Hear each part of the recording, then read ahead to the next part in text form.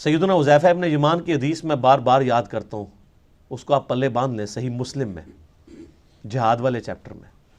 ان کے پاس کچھ لوگ آتے ہیں اور کہتے ہیں حضرت کتنے خوش نصیب ہیں آپ، رسول اللہ کی صحبت کی صلی اللہ علیہ وآلہ وسلم، آپ کی زیارت کی، کاش ہم بھی آپ کا زمانہ پاتے ہیں، حضور کے ساتھ مل کے جہاد کرتے۔ ٹھیک ہے، جس طرح آج کل لوگ کہتے ہیں کبھی تیرے تلووں سے لپٹ جاتا، کبھی کچھ کرتا، وہ جو حسن نثار صاحب نے پوری ایک نعت لکھی ہوئی ہے۔ باقی حسن نثار صاحب کا جو کردار ہے وہ آپ سب لوگوں کے سامنے ہے، مجھے اس کو ہائی لائٹ کرنے کی ضرورت نہیں ہے۔ وہ جو نعت لکھ رہے ہیں وہ ان کے اپنے اوپر نظر آ رہی ہے، وہ خود فیصلہ کر لیں۔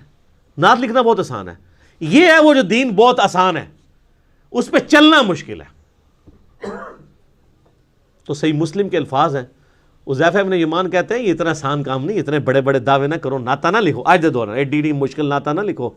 ان کا میں تمہیں ایک واقعہ صرف اپنی زندگی کا سناتا ہوں، اور یہ مسلم شریف ہے سر، مولانا شریف نہیں ہے، بزرگ شریف نہیں، کہانی شریف نہیں ہے، مسلم شریف ہے۔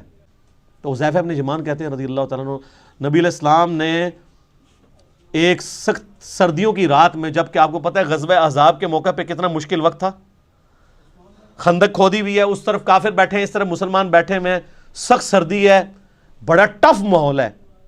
نبی علیہ السلام نے کہا کون ہے جو اٹھے اور جا کے کافروں کی جاسوسی کرے اور جنت میں اپنے نبی کا پڑوس حاصل کر لے۔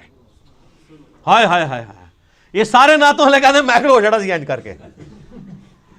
یہ کہنا آسان ہے، غلامی رسول میں جو داڑھی نہیں رکھ رہا اس کو موت کہاں سے قبول ہونی ہے؟ غلامی رسول میں جو فجر کی نماز نہیں اٹھ کے پڑھ سکتا بسترا چھوڑ کے، اس نے موت کہاں سے قبول کرنی ہے؟ حضرت حذیفہ ابن یمان کہتے ہیں کہ اتنی بڑی بشارت سن کے بھی کوئی ایک صحابی بھی نہیں تھا جو کھڑا ہو، اس لیے کہ سخت سردی کی رات تھی، لوگ چاہتے تھے کسی اور کی ڈیوٹی لگ جائے۔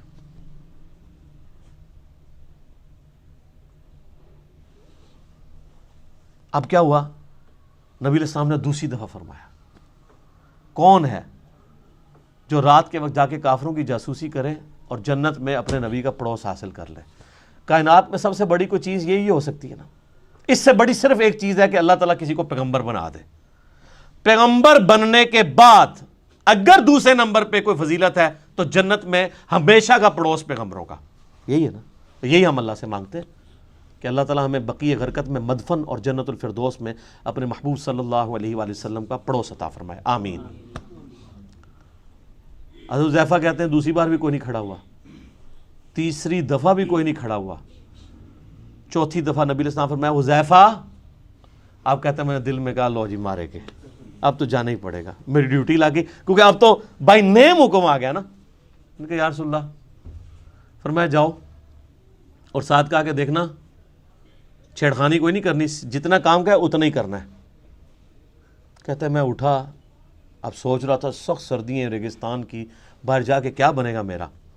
کہتے ہیں اللہ کی قسم جب میں اٹھا تو مجھے لگا میں گرم حمام میں داخل ہو گیا ہوں، میرے اوپر کسی نے نا کوئی گرم رضائی اوڑھ دی ہے سخت سردیوں میں، اور کہتے ہیں میں اسی طرح باہر گیا پھرتا رہا، ٹھنڈ ختم ہی ہو گئی، اور کہتے ہیں میں نے دیکھا کافر رات کے وقت بیٹھ کے اپنے وہ جو تیر ہیں ان کی جو نوکیں ہیں ان کو تیز کر رہے ہیں، کوئی برچھیوں کو تیز کر رہا ہے، اور کہتے ہیں میں نے ابو سفیان کو بھی دیکھا، اور میں ایک تیر چلاتا اس کا کام تمام کر سکتا تھا رات کے وقت، وہ میرے نشانے پہ تھا، اس کو تو نظر بھی نہیں آ رہا تھا کہ میں اس کے پاس پہنچ چکا ہوں۔ لیکن پھر مجھے نبی علیہ السلام کی نصیحت یاد آئی کہ دیکھیں کوئی کام نواں نہ کھول نہیں ہوتے پنڈورا باکس، تو مجھے حضور کی بات یاد آئی تو میں پھر پیچھے ہو گیا، یعنی میں اس لیول کو کراس نہیں کیا، ایفیشنسی جھاڑنے کی کوشش نہیں کی، حتیٰ کہ میں نے سب کچھ گنا کتنے لوگ ہیں یہ کر کے واپس آیا۔ کہتے ہیں جیسے ہی میں نبی علیہ السلام کی مجلس میں داخل ہوا تو وہ جو گرم حمام والا اثر تھا ختم ہو گیا اور مجھے سخت ٹھنڈ لگنا شروع ہو گئی، تو نبی علیہ السلام نے اپنی مبارک چادر میرے اوپر اڑا دی۔ یہ یعنی معجزہ ظاہر ہوا نبی علیہ السلام کا، یہ صحیح مسلم میں۔